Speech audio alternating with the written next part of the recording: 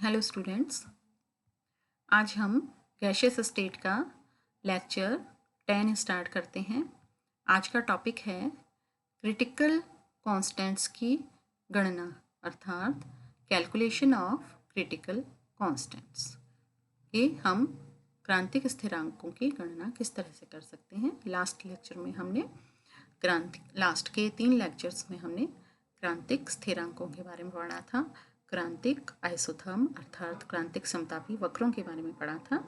आज हम उन क्रांतिक स्थिरांकों की गणना करना सीखेंगे कि how to calculate the critical constants. Carbon dioxide के 31 डिग्री सेंटीग्रेड के आइसोथर्म कर्व में पॉइंट बी पर वॉल्यूम के तीनों मान समान हो जाते हैं। ये हमने पढ़ा था कि जो आइसोथर्म कर्व था ये है इस तरह का। तो हमने ये देखा था कि जो 31 डिग्री सेंटीग्रेड का क्रिटिकल आइसोथर्म है वो कुछ हमें इस प्रकार का प्राप्त हो रहा था, और ये पॉइंट जो था ये पॉइंट बी अर्थात बिंदु बी हमें प्राप्त हुआ था।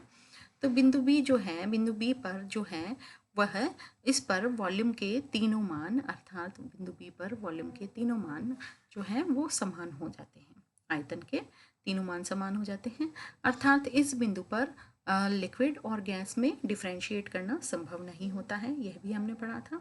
और अतः बिंदु बी का जो संगत ताप है, बी का जो टेम्परेचर है वो क्रांतिक ताप कहलाता है, बी का दाब क्रांतिक दाब कहलाता है तथा बी का जो आयतन है वह क्रांतिक आयतन कहलाता है।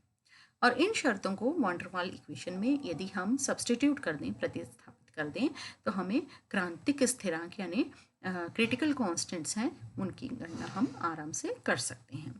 तो क्रिटिकल पॉइंट पर हमने कह दिया कि दोनों वॉल्यूम जो है वॉल्यूम जो है वो क्रांतिक आयतन के बराबर है। गैस का आयतन जो है, जो भी आयतन था गैस का वॉल्यूम, वह क्रिटिकल वॉल्यूम के बराबर हो जाता है, यानी V is equal to VC at critical point B, क्रांतिक बिंदु बी पर। तो हम इसको इस तरह से भी लिख सकते हैं, V minus VC cube is equal to 0। इस इक्वेशन को हम इस तरह से भी लिख सकते हैं। अब जब हम V minus VC cube is equal to cube is equal to 0 जब हम लिख देते हैं तो हमें जो इक्वेशन प्राप्त होती है वह कुछ इस प्रकार से प्राप्त होती है।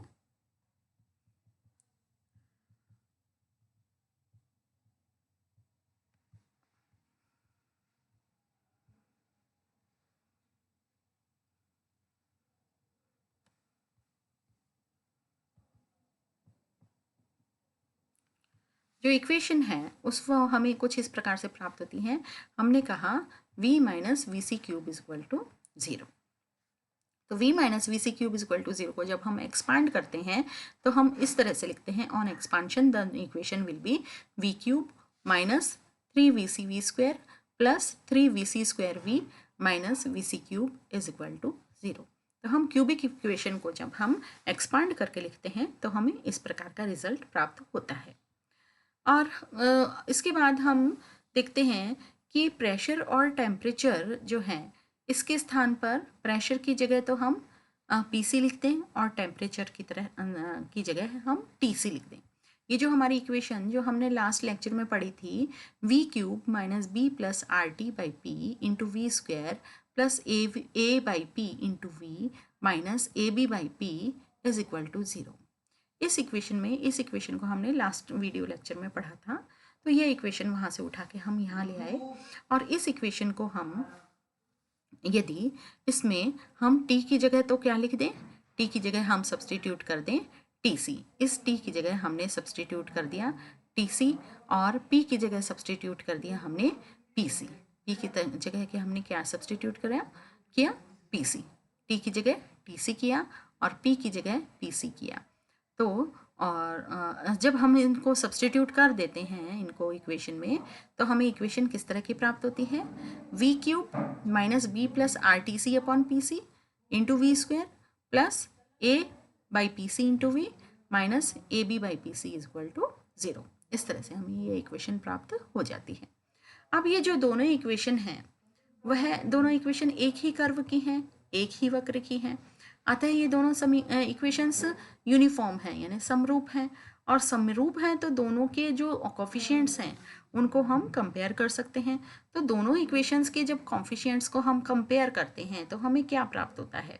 देखिए, जब हम दोनों इक्वेशंस के कॉफिशिएंट्स को कंपेयर कर देते हैं तो हमें क्या प्राप्त होता है? V cube is equal to V cube, दोनों कंपेयर हो गए।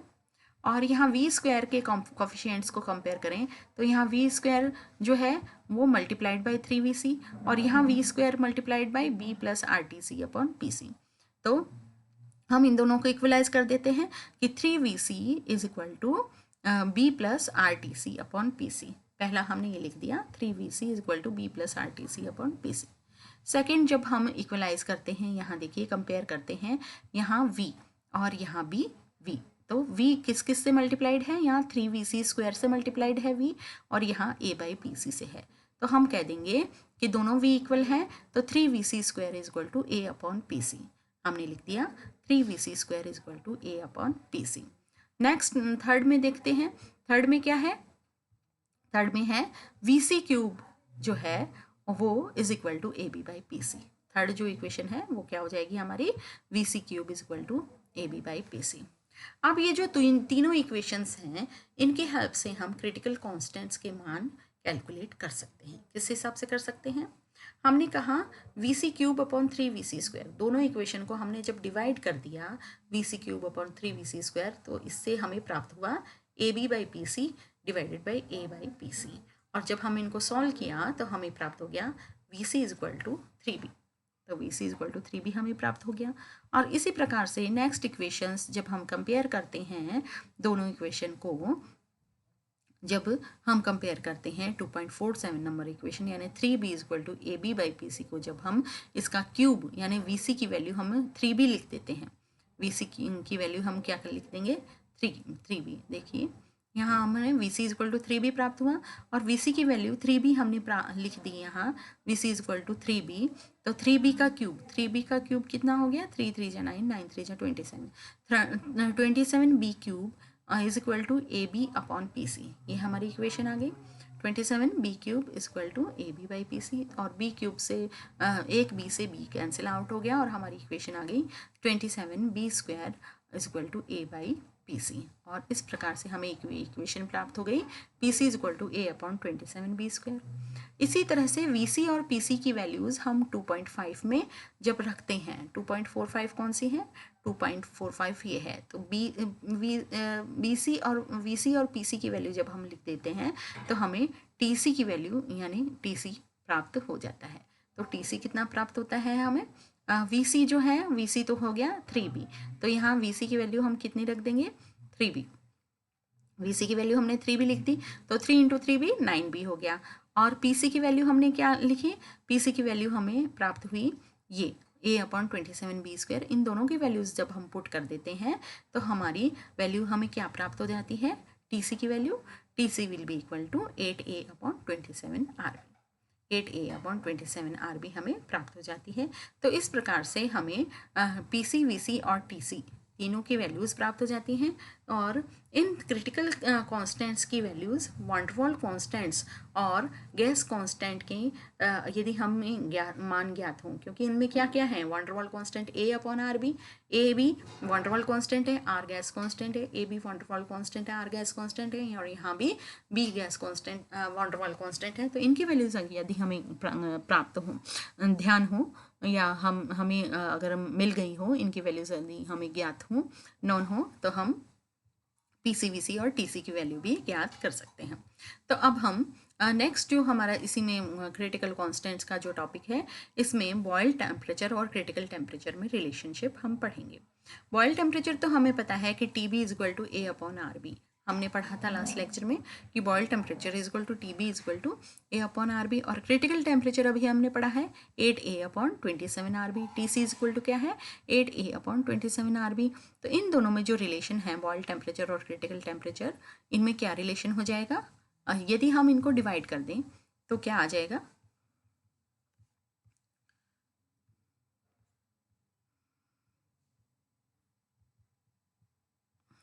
TB upon TC। तो T Boyle is equal to A upon R B हमें पता है, और TC इज इक्वल टू हमें पता है 8a अपॉन 27rb।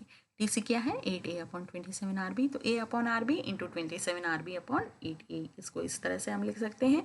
और फाइनली हमें प्राप्त हो जाता है 27/8, तो यानी TB/TC इक्वल टू 27/8 हमें प्राप्त होता है।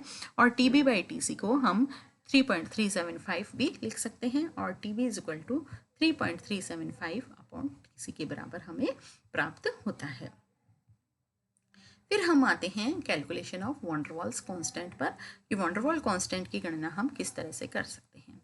हमें पता है, हमने अभी पढ़ा कि A is equal to 3PCVC² हो जाता है और B is equal to 1/3VC हो जाता है।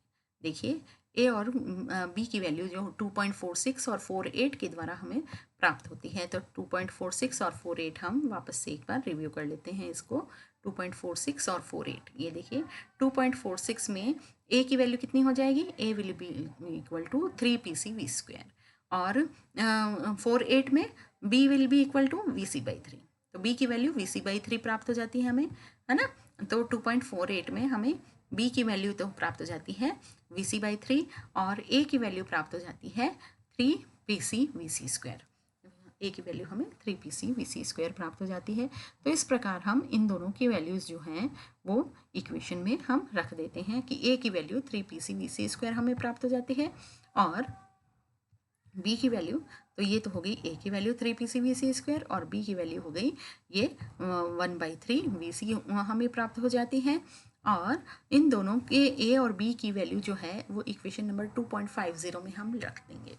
2.50 नंबर की इक्वेशन जो है वो हमारी क्या थी, वो हमारी इक्वेशन थी 2.50 नंबर की इक्वेशन ये रही।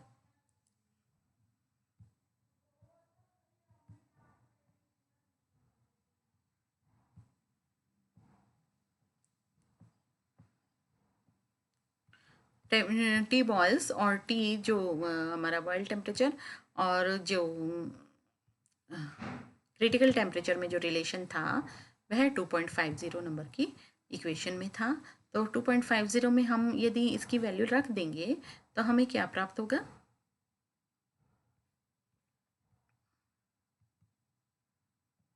R की वैल्यू हमें प्राप्त हो जाएगी, और R की वैल्यू हो जाएगी 8PCVC/3TC।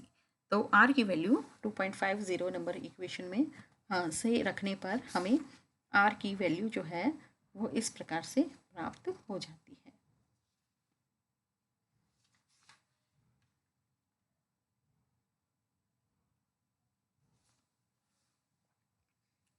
तो R की value TB equal to R, ये जो है TC equal to 8A/RB। 2.50 number की जो इक्वेशन है वो क्या है, TC is equal to 8A/RB, TC is equal to 8A/27 RB, TC is equal to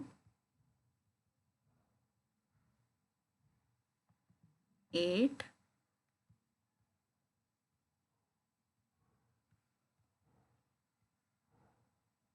8A/27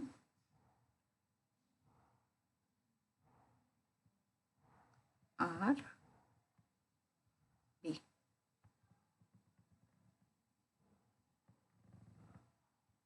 तो 8/27 RB जो है इसमें हम यह इक्वेशन है हमारी इक्वेशन नंबर 2.50।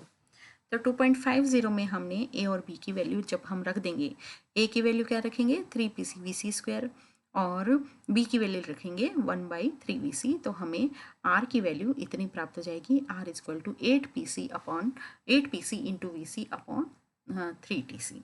तो इस प्रकार से हमें R की वैल्यू प्राप्त हो गई। और VC का प्रयोग द्वारा निर्धारण पूर्णतया सही नहीं माना जाता है, अतः A तथा B यानी A van der Waals constant और B van der Waals constant की वैल्यूज़ जो है वो TC तथा PC के पदों में ज्ञात करना ही उचित रहता है, क्योंकि VC की जो वैल्यू है वो प्रयोग द्वारा ज़्यादा अच्छे से एग्जैक्टली निर्धारण नहीं की जा सकती, इसलिए VC की वैल्यू जो है वो हमें क्या प्राप्त होगी, VC की वैल्यू तो प्राप्त हो जाएगी। देखिए यहाँ से VC की वैल्यू कितनी हो जाएगी, VC will be equal to 3RTC divided by 8PC। तो VC तो ये हो गया, 3 RTC upon divided by 8PC।